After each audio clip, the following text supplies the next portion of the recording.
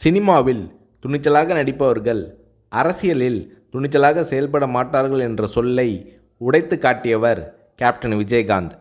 தமிழக அரசியலில் துணிச்சல் மிகுந்த அரசியல் கட்சி தலைவராக கேப்டன் விஜயகாந்த் அவர்கள் உருவெடுத்தார்.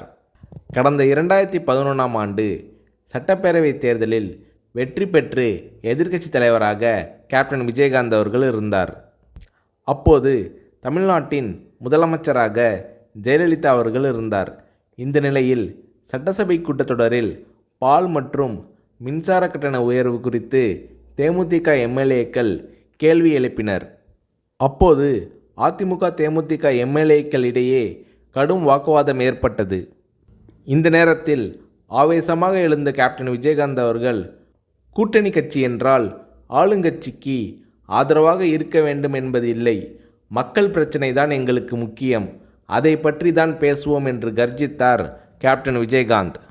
இந்த நேரத்தில் ஜெயலலிதா அவர்களும் கேப்டன் விஜயகாந்த் அவர்களும் மாறி மாறி கடும் விவாதத்தில் ஈடுபட்டனர்.